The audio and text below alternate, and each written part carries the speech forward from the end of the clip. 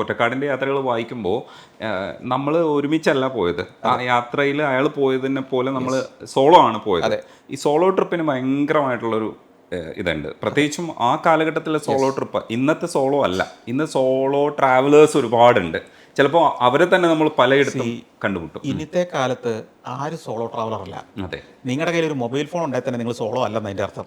നിങ്ങളെ വഴി കാണിക്കാൻ അതിനകത്ത് ഗൂഗിൾ മാപ്പ് ഉണ്ട്, നിങ്ങൾക്ക് ഹോട്ടൽ ബുക്ക് ചെയ്യാൻ അതിനകത്ത് ആപ്പുണ്ട്, നിങ്ങൾക്ക് വിമാനം ടിക്കറ്റ് ബുക്ക് ചെയ്യാൻ സ്ഥലമുണ്ട്, തൊട്ടടുത്ത പെട്രോൾ പമ്പ് എവിടെയാണെന്ന് കാണിച്ചതിനാളുണ്ട്. അതിനാണ് ഈ സോളോ എന്ന് പറയുന്നത്. നിങ്ങളുടെ മുമ്പിൽ എന്താണെന്ന് അറിയാതെ പോകുന്ന, നിങ്ങൾ പോകുന്ന ദിക്കേതാന്ന് പോലും അറിയത്തില്ലാതെ, അവിടെ ചെന്നാൽ മനുഷ്യരുണ്ടോയെന്ന് അറിയാതെ, മുമ്പിലെ നദിക്ക് കുറുകെ പാലം ഉണ്ടോയെന്ന് അറിയാതെ പോയ പോക്കിനാണ് ഈ സോളോ ട്രാവൽ എന്ന് പറയുന്നത്. മനസ്സിലായില്ലേ? അല്ലാതെ ഇന്ന് നമ്മൾ ഈ സർവ്വ സന്നാഹങ്ങളും ടെക്നോളജിയുടെ സൗകര്യങ്ങളും, ഒരു മൊബൈൽ ഫോൺ പോലും കയ്യിലുണ്ടെങ്കിൽ നിങ്ങളുടെ പണം മുതൽ എല്ലാം അതിനകത്തല്ലേ. നിങ്ങളുടെ ബാങ്ക് അതിനകത്താണ്, നിങ്ങളുടെ റൂട്ട് അതിനകത്താണ്, നിങ്ങളുടെ വിമാന ടിക്കറ്റ് അതിനകത്താണ്, വിമാനം അതിനകത്താണ്. ഇനി ഏതെങ്കിലും ഒരു നഗരത്തിൽ പോയി നിന്ന് കഴിഞ്ഞാൽ സൊമാറ്റോ, സ്വിഗ്ഗി പോലൊരു സാധനത്തിനകത്ത് ഓർഡർ ചെയ്യാൻ നിങ്ങൾ ഇരിക്കുന്നിടത്ത് കൊണ്ട് സാധനം ഫുഡ് ഇങ്ങ് കൊണ്ടുതരും, വഴി അറിയത്തില്ലെങ്കിൽ. അല്ലേ?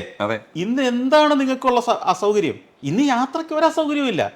പുറപ്പെടാനുള്ള ഒരു ധൈര്യം മാത്രം നിങ്ങൾക്ക് ഉണ്ടായാൽ മതി. നമ്മുടെ ആളുകൾ യാത്ര ചെയ്യാത്തതിൻ്റെ കാര്യം എന്തറിയോ? പുറപ്പെടാനുള്ളൊരു മടി. ഞാൻ ഈ ടൂർ കമ്പനി തുടങ്ങിയതിന് ശേഷം എനിക്ക് മനസ്സിലായൊരു കാര്യം എന്തറിയോ? ഈ ടൂറിൽ വന്ന പല ആളുകളും, ഞാൻ പറഞ്ഞില്ലേ 14 ടൂർ ഇപ്പോൾ കഴിഞ്ഞു, ഈ 15 കഴിഞ്ഞു.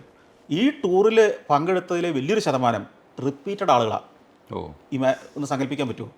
കഴിഞ്ഞ 8 മാസത്തിനകം ഞങ്ങളുടെ 4 ടൂറുകളിൽ പങ്കെടുത്ത ആളുകളുണ്ട് എന്ന് വെച്ചാൽ സ്റ്റാർട്ടിംഗ് ട്രബിളേ മലയാളിക്കുള്ളൂ എന്നതിൻ്റെ അർത്ഥം.